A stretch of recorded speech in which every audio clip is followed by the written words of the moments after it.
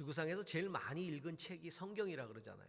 제일 많은 사람이 오랜 시간 동안에 가장 많이 읽은 책이 성경이라고 합니다. 그 성경 다음으로 많이 읽힌 책이 철로 역정이라는 책이죠. 요즘 애니메이션으로 지금 상영 중에 있습니다. 기회가 되시는 대로 꼭 가서 좀 아이들과 같이 보시면 굉장히 신앙에 도움이 될 것 같습니다. 이 철로 역정을 지은 분이 이제 존 버년이라는 사람입니다. 1600년대 분인데 영국 사람이에요. 평신도 설교가입니다. 그리고 우화 작가인데요. 그러다 나중에 이제 목사 임직을 받게 되는데 영국 국교인 영국 성공회 교도가 아니었기 때문에 핍박을 많이 받았어요. 감금당하고 옥중에서 쓴 책이 이 철로 역정입니다. 원래는 철저한 무신론자였는데 아주 신실한 기독교도인 아내를 만난 거예요. 그래서 아내에 의해서 예수를 믿게 되고 세례를 받게 됩니다. 근데 안타깝게도 그가 세례받던 그 해에 그 아내가 세상을 떠납니다. 굉장히 상심에 빠졌지만 그것들을 극복하고 나서 그가 정말 뜨겁게 복음을 전하게 되는 것이죠. 근데 사람들이 그 번연의 설교를 듣고 회심하고 구원을 받기 시작하는 거예요. 그러다가 이제 1600년에 영국의 왕정이 다시 복구되면서 이 복음적인 설교를 하지 못하게 막았습니다. 그럼에도 불구하고 그는 설교를 강행하죠. 그러다가 감옥에 갇힌 거예요. 그래서 감옥에서 12년 동안 옥고를 치릅니다. 그 옥고를 치르는 동안에 이 책을 써요. 철로 역정을. 이 칼빈이 쓴 기독교 강요라는 책과 함께 기독교의 최고의 고전 중에 하나로 꼽히는 책이죠. 대략의 줄거리는 이렇습니다. 크리찬이라는 이름을 가진 한 사람이 우리 말로 번역될 때는 기독도 이렇게 번역을 했어요. 기독도. 쉽게 얘기하면 예수 믿는 사람 그 얘기죠. 기독도라는 이름을 가진 크리찬이라는 이름을 가진 사람이 한 권의 책을 읽고 깨달음이 온 거예요. 내가 살고 있는 이 도성이 멸망의 도성이로구나. 여기 살면 안 되겠구나. 그리고 이제 길을 떠납니다. 어디로 떠나겠어요? 저 천국의 도성을 향해서 길을 떠나는 거죠. 그래서 철로 역정이. 함께 출발했던 가족들이 중간에 다 포기하고 돌아가고 중간에 이제 여러 사람들을 만나요. 이 만나는 사람들의 이름이 우리 안에 내면적인 성품이라든가 혹은 우리 상황 속에 만나게 되는 여러 가지 그 도전들을 의미하죠. 예를 들면 고집장이라는 사람, 연약자라는 사람, 이런 사람과 함께 같이 가다가 그들도 떠나가고 그리고는 이제 좁은 문으로 들어가게 됩니다. 그 좁은 문으로 들어가면서부터 이제 고난이 시작되는 거죠. 고난의 산을 넘고 겸손의 골짜기를 지나고 사탄과 싸우고 유혹, 절망, 시련을 이기고 허영의 거리를 지나고 낙담의 늪을 빠져나가고 죽음의 계곡을 지나서 결국은 천국문에 이르게 되는 이야기. 이게 이제 철로 역정이죠.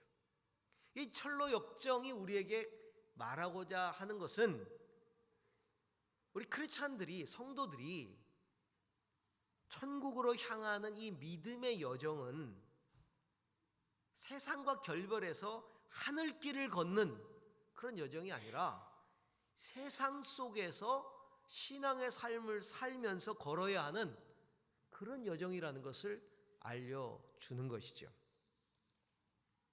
오늘 우리는 그 믿음의 여정을 세상 속에서 걸어야 했던 아브라함의 여정 가운데 매우 중요한 장면 하나를 묵상하게 됩니다. 아브라함은 조카 롯과 함께 본토 친척 아비의 집을 떠납니다. 그가 이제 롯과 쭉 같이 동행하고 지나가다가 어느 순간에 이제 롯과 헤어져야만 하는 그런 시간이 온 거예요. 바로 이 헤어지는 이 과정, 이 여정이 바로 구원을 위한 믿음의 여정을 하는 우리에게 매우 중요한 교훈을 준다는 것이죠. 자, 그 첫 번째 교훈은 바로 이 믿음의 여정이라는 게 수많은 선택이 놓여 있는 길이라는 겁니다. 선택해야 하는 여정이다라는 거예요. 오늘 읽은 13장 우리가 읽지는 않았지만 6절부터 8절을 보면, 자, 그러나 그 땅은 그들이 함께 머물기에는 좁았다. 그들은 재산이 너무 많아서 그 땅에서 함께 머물 수가 없었다. 아브라함의 집짐승을 치는 목자들과 롯의 집짐승을 치는 목자들 사이에 다툼이 일어나곤 하였다. 그때에는 그 땅에는 가나안 사람들과 브릿 사람들도 살고 있었다. 아브라함이 롯에게 말하였다. 너와 나 사이에 그리고 너의 목자들과 나의 목자들 사이에 어떠한 다툼도 있어서는 안 된다. 우리는 한 핏줄이 아니냐. 내가 보는 앞에서 땅이 얼마든지 있으니 따로 떨어져 살자. 이 구원을 위한 믿음의 길은 순간순간 선택해야 되는 길들이 많고요, 순간순간 선택해야 되는 일들 또한 매우 많다는 겁니다. 왜냐하면 이 세상 속에서 걸어가는 길이기 때문에, 그렇기 때문에 이 세상의 가치, 이 세상의 풍조, 이 세상의 일들과 계속적으로 마주치게 되는 거죠. 그러면서 영적인 선택을 해야만 하는 겁니다. 우리가 세상을 떠나버리면, 예를 들면 우리가 예수 믿자마자 뭐 하늘로 간다든가 그러면은 뭐 그런 선택을 해야 될 그런 이유가 없는데, 믿음을 가지고 세상을 살아가기 때문에, 세상 속에서 살아가야 되기 때문에 이 세상의 가치들, 세상의 풍조들, 세상의 일들과 계속적으로 마주치는 거예요. 그러면서 영적인 선택을 해야만 되는 거죠. 이 선택에서 매우 중요한 게 두 가지인데, 하나는 구별, 또 하나는 택함입니다. 선택이에요. 구별이라고 하는 건 뭐냐면 나누어진다는 겁니다. 나눔을 의미합니다. 나눔. 믿음의 길을 걸어가는 성도는 하나님의 뜻에 어긋나는 것들과는 반드시 구별되어야 한다는 거죠. 그것과 나누어져야 한다는 겁니다. 자, 아브라함과 롯의 여정에 있어 서로 나누어지는 이유가 다툼 때문이었어요. 어떤 다툼? 재산 때문에 일어나는, 소위 어떻게 보면 세상적인 일들, 세상의 소유 때문에 일어나는 다툼이죠. 믿음의 여정에서 다툼을 야기하는 것들, 하나님의 뜻에 어긋나는 세상적인 가치가 개입되기 때문에 다툼들이 생기는 거예요. 여러분, 교회라고 하는 믿는 사람들이 다 모여있는 이곳에 천국이 있을 것 같잖아요. 다 믿음을 가진 정말 훌륭한 영적인 가치를 가지고 거룩한 가치를 가진 사람들만 다 모아놨는데 이 교회가 천국이 될 것 같은데, 현실은 그렇지 않잖아요. 교회 안에도 갈등이 있고 다툼들이 있고, 그런데 갈등과 다툼들을 가만히 보면 이게 다 거룩한 문제 때문에 다투는 것들이 거의 없어요. 세상적인 가치가 들어오면서 그것이 개입되면서 그런 다툼이 있는 거예요. 아브라함은 그것이 믿음의 여정을 하는 데 있어서 옳지 않음을 알기 때문에 서로 나누어지기를 결단한 것이죠. 우리는 싸워서는 안 된다는 겁니다. 싸워서는 안 된다. 거룩하지 못한 가치라든가, 거룩하지 못한 행위라든가, 거룩하지 못한 태도라든가, 거룩하지 못한 습관이라든가, 삶의 목적이라든가, 좋아하는 것들, 더 나아가서 나를 영적으로 넘어뜨리게 하는 사람들에 이르기까지 우리가 믿음의 길을 걷는 데 있어서 숱한 갈등과 어려움을 일으키는 것들과 우리는 구별되어야 한다는 겁니다. 그리고 나누어져야 되는 거예요. 그건 필연적으로 나누어져야 되는 거예요. 이것은 세상과 완전히 분리된 삶을 살라는 게 아닙니다. 세상을 떠나서 산속에 들어가서 사람도 만나지 말고 일도 하지 말고 그렇게 살라는 얘기가 아니라 구별되라는 것을 의미하고 있는 것이죠. 세상 속에 살지만 세상과 구별되어 살아가는 것. 세상을 등지는 것이 아니에요. 세상과 구별되는 것이죠. 신앙의 길을 걷기 시작하는 그 초창기에는요, 그것들이 얼마나 내게 갈등을 일으킬 것인가, 나를 어렵게 할 것인가 잘 모릅니다. 처음 예수 믿을 때는. 근데 신앙이 깊어지면서 하나님의 가치를 따라 살고 하나님의 뜻을 이루려고 하는 그런 마음이 막 내 안에서 생기기 시작하면서 그것들이 내 발목을 잡고 있다는 것, 내게 갈등을 일으킨다는 것, 내게 어려움을 준다는 것을 비로소 깨닫기 시작하는 거예요. 여러분, 아브라함이 롯과 함께 떠나올 때만 해도 조카 롯은요, 아브라함에게 큰 위안이 되었을 거예요. 본토 친척 아비의 집을 다 버려두고 나올 때 조카가 같이 따라왔다는 건 큰 위안이 되었겠죠. 힘도 됐겠죠. 그래서 그를 데리고 떠난 거예요. 근데 사실 주님이 본토 친척 아비의 집을 떠나라 했을 때 친척을 떠났어야 됐어요. 롯은 친척입니다. 롯을 데려오면 안 돼요. 그런데 혼자 떠나기가 힘든 거죠, 사실은 그 당시에는. 그래서 데리고 나온 거죠. 그런데 시간이 흐르고 나니까 처음에는 힘이 되고 처음에는 위안이 되고 처음에는 좋았는데 시간이 흐르고 나니까 이게 어려움이 되는 거예요. 갈등이 되는 거예요. 다툼의 원인이 되는 거예요. 롯의 가족 식솔들이 많아지고 아브라함의 가족 식솔들이 많아지면서 서로 부딪힘이 일어나고 그것도 세상적인 이유 때문에 부딪힘이 일어나는 것이죠. 서로 다른 길을 선택해서 갔어야만 할 정도의 갈등이라면 이 갈등이 얼마나 심했는지를 알 수 있는 거예요. 조카와 헤어지는 것이 쉽지 않았을 겁니다. 그렇지만 아브라함은 헤어져야만 했고 하나님이 헤어지도록 만드신 것이죠. 그건 구별이기 때문에, 구별되어야만 하는 것이기 때문에. 애초부터 친척을 떠나라는 게 하나님의 명령이었기 때문에. 성도 여러분, 천국의 길을 걸어가는 크리스찬들에게는, 기독도들에게는 나뉘어져야 되고 구별되어야 하는 것들이 반드시 있습니다. 그걸 아쉬워하지 말아야 돼요. 그건 나뉘어져야 되고 구별되어야 됩니다. 그런데 이 구별에는 반드시 선택이 따라온다는 겁니다. 이거 선택을 잘해야 하나님이 기뻐하시고 힘있게 믿음의 여정을 할 수 있는 거예요. 아브라함이 롯과 헤어질 때 선택해야만 했어요. 어디로 갈 것인가? 어디를 택할 것인가? 헤어져서 이제 각각 뿔뿔이 헤어져서 이제 각기 다른 곳을 가는데 어디로 가고 어디를 선택해야 할 것인가? 그 앞에 놓여 있잖아요.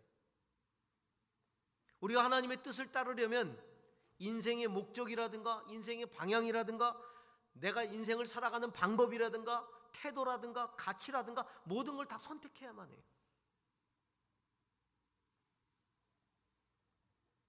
여러분, 이거 잘못 선택해서 내가 예수 믿으면서도 잘못 선택해서 낙심했던 적이 얼마나 많아요?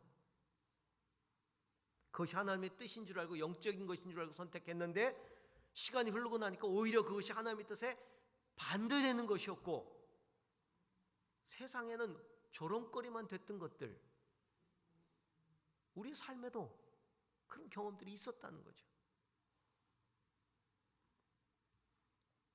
그럼 우리 어떻게 선택해야 할까요? 선택의 기준이 뭡니까? 그래서 오늘 말씀이 우리에게 준 두 번째 교훈이 있어요. 믿음의 선택은 하나님 보시기에 좋은 것을 택하는 것이다. 하나님 보시기에 좋은 것을 택하는 것이다. 자, 아브라함은 어떻게 선택했습니까?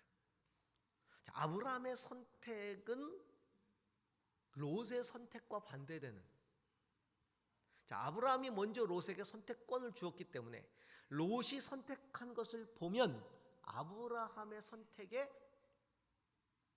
내용을 알 수 있는 거죠. 그러면 롯은 어떤 선택을 했습니까?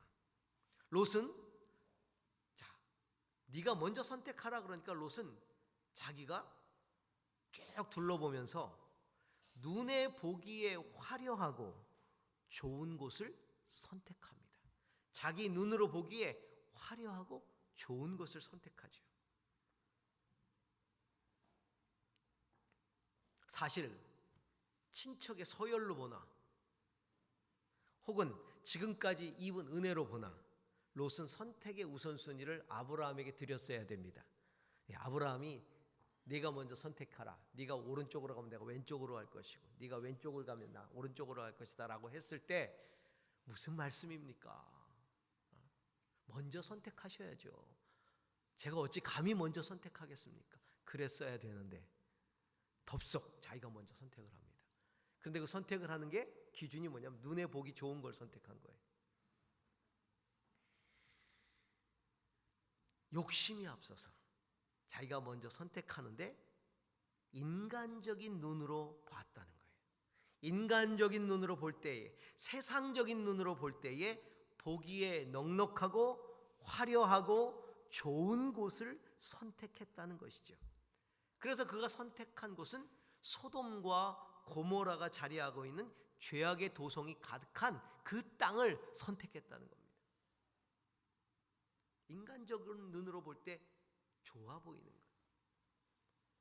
그런데 하나님이 그가 선택한 땅에 대해서 평가를 하시는데 13절에 이렇게 평가하죠. 소돔 사람들은 악하였고 주님을 거슬러서 온갖 죄를 짓고 있었다. 그가 눈으로 보기에 좋은 것을 선택한 곳에 대한 그 사람들에 대한 하나님의 시각은 뭐예요? 그들은 하나님을 거스르고 있었고 하나님 보시기에 온갖 악을 다 행하고 있었다. 이게 하나님의 눈이에요. 그 소돔과 고모라가 얼마나 화려했는지, 얼마나 기가 막힌 즐거움이 있었는지, 얼마나 문명이 발달했는지 하나님 거기 관심이 없어요. 하나님의 관심은 그들이 온갖 죄를 지고 있었고 하나님을 거스르고 있었다는 것. 사실은 이 하나님의 눈이 필요한 것이죠. 믿음의 여정에서 내가 선택해야 할 기준은 인간의 눈으로 보기에 어떠한가가 아니라 하나님 앞에서 어떠한가입니다. 13절 개역 개정판이 이렇게 되어 있어요. 소돔 사람은 여호와 앞에 악하여 하나님 앞에 악하였다. 우리의 기준은 하나님 앞에서 그것이 어떻게 보일 것인가, 그것이 우리의 기준이 되어야 한다는 것이죠. 인간들에게는 매력적일 수 있고 열광할 만하고 화려하고 풍성할 수 있지요, 소돔과 고모라. 그래서 수많은 사람들이 그것을 선택하고 그 길을 가고 싶어 하는 겁니다. 예수님이 말씀하신 넓은 길이, 마태복음 7장 13에서 14절에 좁은 문으로 들어가라. 멸망으로 인도하는 문은 크고 그 길이 넓어 그리로 들어가는 자가 많고 생명으로 인도하는 문은 좁고 길이 협착하여 찾는 자가 적음이라, 이렇게 말씀하고 있습니다.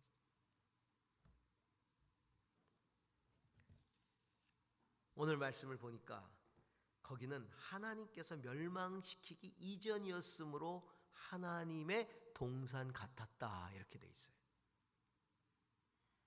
여러분 착각하지 말아야 됩니다. 하나님의 동산 같은 것과 하나님의 동산은 다른 거예요. 하나님의 동산 같아 보인다고 거기가 하나님의 동산 아닙니다. 거기는 멸망하기 전이었으므로 라는 말처럼 하나님의 동산 같았어도 멸망당할 도성이었다는 거죠. 아브라함이 롯에게 선택권을 주고 반대로 떠나게 된 것은 하나님의 그 구속사의 여정에 매우 의미가 있는 일이죠. 많은 사람들이 좋아하고 많은 사람들이 선택하는 길과 아브라함이 다른 길을 걷게 되었다는 겁니다. 그것이 구원의 통로로 쓰임받는 인생이 걸어가야 할 길이에요. 성도 여러분, 믿음의 삶을 살면서 많은 것들을 선택해야 할 때 무엇을 따라 선택하십니까? 육체의 눈으로 보기에 좋은 것, 하나님의 동산 같은 것, 그것을 선택하십니까? 아니면 하나님 앞에서 좋은 것, 하나님 보시기에 좋은 것을 선택하십니까? 하나님 보시기에 좋은 걸 선택하고 싶지요, 우리가. 어떻게 해야 되죠? 육체의 눈으로 내게 보이는 것을 성급하게 결정하지 말라는 겁니다.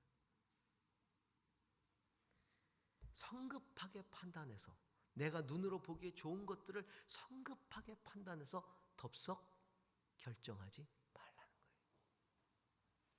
인간의 눈으로 보기에 좋은 것일수록 나를 초조하게 만들고요, 성급하게 만들고요, 경솔하게 만들어요.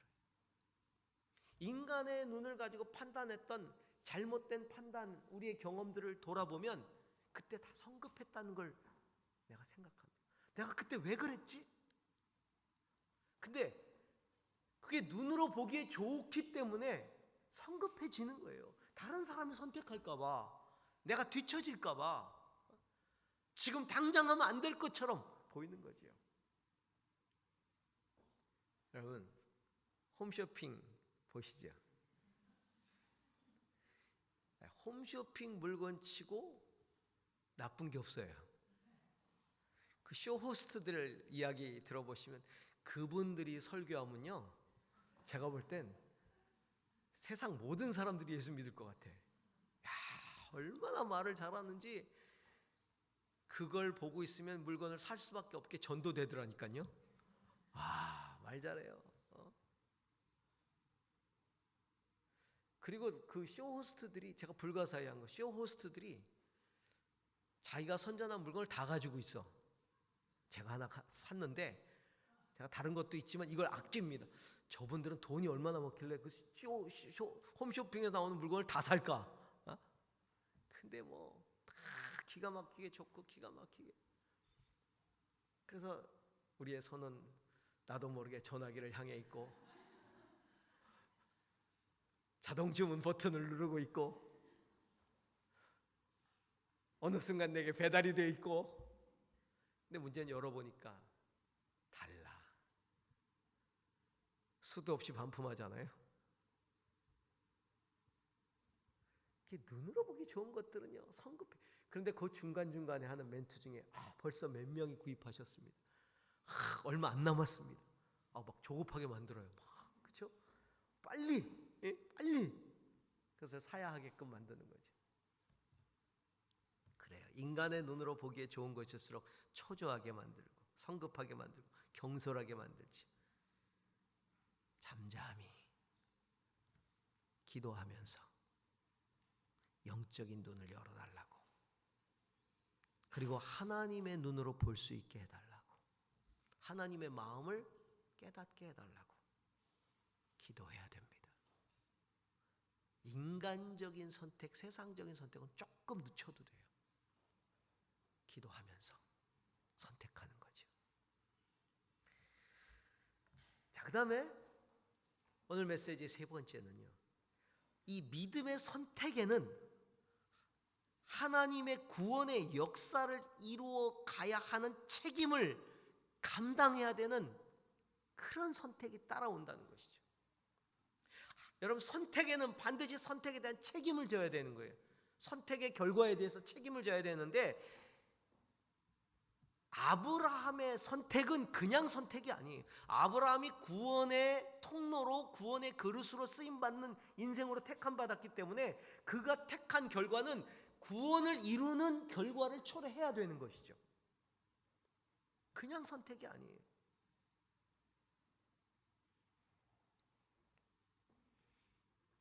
믿음의 선택을 하고 믿음의 길을 걷는 사람들의 책임이 뭘까요? 물론 내가 그 선택한 믿음의 길을 걸어가면서 하나님의 백성으로 끝까지 완주하는 것, 이것도 굉장히 중요한 것이겠지만, 그런 책임이 있지만 그보다 더한 책임이 있는데, 그것은 하나님의 구원의 역사를 이루어야 할 택함받은 성도로서 져야 할 책임이라는 거죠. 그것은 바로 하나님의 뜻을 거슬러 살아가는 사람들, 그들을 향한 중보와 그들을 구원해내야 되는 책임이 있다는 겁니다. 나 혼자, 내가 그 선택을 했기 때문에, 나는 믿음의 선택을 했기 때문에, 나 예수 믿고 축복받고 구원받고 그걸로 끝나는 것이 아니라 그 선택을 하지 못한 영혼들에 대하여 긍휼한 마음을 가지고 그들을 중보하고 그들을 구원해내야 될 책임이 내게 있다는 것이죠.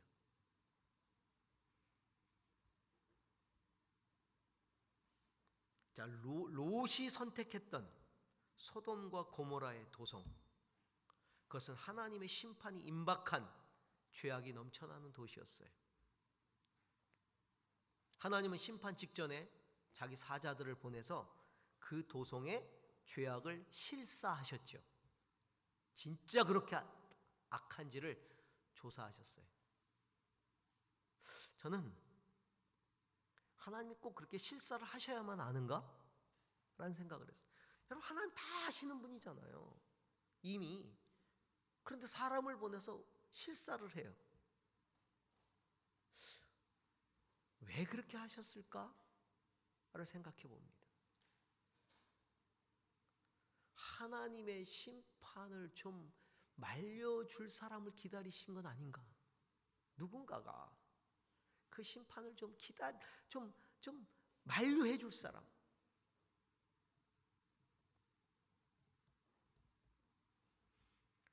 그들은 아브라함을 도중에 만납니다. 그리고는 떠나면서 아브라함에게 다시 한번 축복을 약속해 줍니다. 너의 후손들이 강대한 나라가 될 것이고 만민이 너로 말미암아 복을 받을 것이다. 그러면서 한편으로는 소돔과 고모라를 하나님이 심판하실 것이다. 그 실사를 위해서 우리가 그 성으로 들어간다.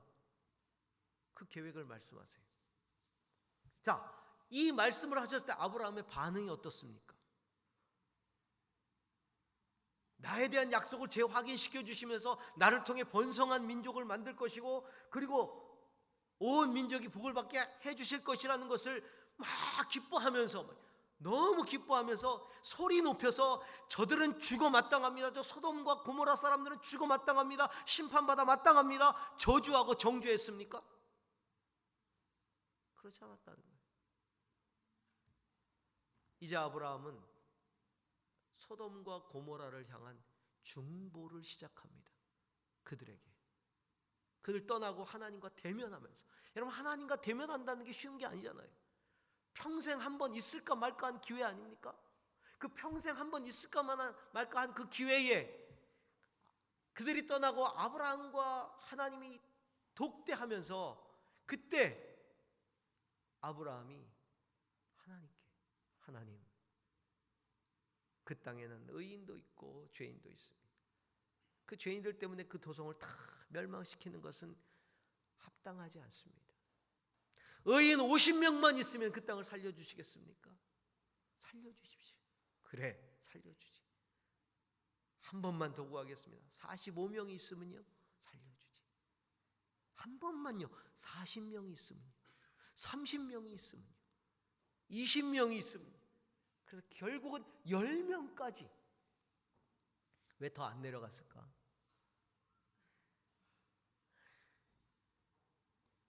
(10명은) 되지 않을까 생각을 하는 거예요. 한 도성에 하나님을 경외하는 사람이 10명은 없겠어요? 자기 친척들만 해도, 롯의 가족들만 해도 10명은 넘을 거라고 생각하고 더 이상 안 내려갔던 것 같아요. 그 10명을 걸고 하나님의 자비와 구원을 구하잖아요. 이것이 바로 구원의 통로가 돼서 믿음의 길을 걷는 성도의 마음과 태도여야 한다는 겁니다. 이 아브라함의 이런 태도가. 왜냐하면 아브라함을 통해 모든 민족이 복을 받게 해주시겠다고 주님 약속하셨으니까. 소돔과 고모라도 아브라함을 통해 복을 받아야 할 민족이잖아요. 그런데 심판한다고 하니까. 그런데 소돔과 고모라의 죄악이 하나님이 용서를 하지 못할 만큼 되어버린 것이죠. 천사들이 드디어 소돔 땅에 들어갑니다. 그런데 낯선 남자들이 들어왔다는 것을 알고 그들을 겁탈하려고 소돔의 남자들이 쳐들어오잖아요. 들이닥치잖아요. 그리고 내놓으라 그러잖아요. 그 정도로 도덕적으로 타락했어요. 그래서 소돔 사람들에게서 유래된 말이 있어요. 소도마이트라는 말입니다. 소도마이트. 이 소도마이트라는 말은 더럽고 음란한 자란 뜻이에요. 동성애자, 남창들을 칭할 때 쓰는 말이에요. 소도마이트. 그들이 얼마나 타락했는지를 보여주고 있죠. 요즘 우리 시대에 이 관영한 죄악이 소돔과 고모라를 뛰어넘습니다. 숱한 죄악들, 입으로 담을 수 없는 죄악들이 인권이나 혹은 차별, 평등 이런 명분으로 합리화되고 있다는 것이죠. 세상들은 자기들의 기준으로 죄를 정하려고 합니다. 우리는 죄의 기준을 하나님의 기준으로 정합니다. 하나님은 역사 속에서 당신의 기준에 못 미치는 사람들은, 그 죄인들은 반드시 심판하십니다. 앞으로도 심판하실 겁니다. 고린도서 6장 9절에서 11절에 보니까 불의한 사람들은 하나님의 나라를 상속받지 못하리라는 것을 알지 못합니다. 착각하지 마십시오. 음행을 하는 사람들이나 우상을 숭배하는 사람들이나 간음하는 사람들이나 여성 노릇을 하는 사람들이나 동성애를 하는 사람들이나 탐욕을 부리는 사람들이나 술 취하는 사람들이나 남을 중상하는 사람들이나 남의 것을 약탈하는 사람들은 하나님의 나라를 상속받지 못할 것입니다. 여러분 가운데 이런 사람들이 덜어 있습니다. 그러나 여러분은 주 예수 그리스도의 이름과 우리 하나님의 성령으로 씻겨지고 거룩하게 되고 의롭게 되었습니다. 이런 기준으로 보면 이 시대는 분명 하나님의 심판을 받기에 합당한 시대예요. 우리는 거룩한 삶을 선택했어요. 그럼 우리의 책임이 뭡니까? 우리 스스로 이런 죄악으로부터 우리를 구별해야 되겠죠. 그리고 거룩한 삶을 선택해야 되겠죠. 동시에 멸망을 받을 영혼들을 위해서 아브라함처럼 중보하고 긍휼히 여기고 그 생명을 구령해내야 하는 것입니다. 그들의 죄를 두둔하라는 말이 아니에요. 그들처럼 되라는 말이 아닙니다. 죄는 명백히 죄예요. 그 어떤 명분으로도 죄를 합리화할 수가 없습니다. 성도들은 죄를 명백하게 알림과 동시에 하나님의 심판을 막을 거룩성 지켜야 되고 긍휼한 마음의 중보가 있어야 되고 그들을 돌이키게 할 노력을 해야 한다는 것입니다. 모세는 우상 숭배한 이스라엘 백성을 진멸시키겠다는 하나님께 대해서 이렇게 기도하죠. 이 백성이 금으로 신상을 만들므로 큰 죄를 지었습니다. 그러나 이제 주님께서 그들의 죄를 용서하여 주십시오. 그렇게 하지 않으시려면 주님께서 기록하신 책에서 저의 이름을 지워버려 주십시오라고 얘기하죠. 하나님, 저들을 용서해 주세요. 죄를 지은 거 맞습니다. 하지만 주님의 긍휼이 필요합니다. 저들을 용서해 주시지 않으려면 저도 당신의 생명책 거기서 이름을 아예 지워버려 주십시오. 자기 이름을 걸고 영생을 걸고 중보하잖아요. 에스겔 22장 30절에 보니까 하나님이 이렇게 말씀하십니다. 이 땅을 위하여 성을 쌓으며, 이 도성이 죄악으로 말미암아 다 무너질 것인데 이 성을 쌓으며 성 무너진 데를 막아서서 나로 하여금 멸하지 못하게 할 사람을 내가 그 가운데서 찾다가 하나님은 하나님을 가로막아서서 이 도성을 살려주십시오, 멸망하지 말아주십시오 하고 막아설 사람을 찾고 있다는 거예요. 지금도. 그런데 찾지 못하였으므로 내가 그 분노를 그들 위에 쏟으며 라고 말씀합니다. 우리는 철로 역정의 한가운데 있는 성도들입니다. 우리 앞에는 수많은 선택들이 놓여져 있습니다. 하나님의 눈과 하나님의 마음으로 죄악과 구별된 거룩한 선택을 해야만 합니다. 그 거룩한 삶의 길을 걷되 나 혼자 구원받고 나 혼자 거룩한 것으로 만족하지 말고 심판당할 영혼들에 대한 긍휼과 중보를 잊지 말아야 할 것입니다. 그래서 구원을 위하여 선택받고 그 구원의 역사를 이루어 가야 할 우리들의 선택을 통하여 수많은 영혼들이 구원받고 함께 하나님의 나라에 이를 수 있는 그런 축복이 있기를 주의 이름으로 축원합니다. 기도하십시다.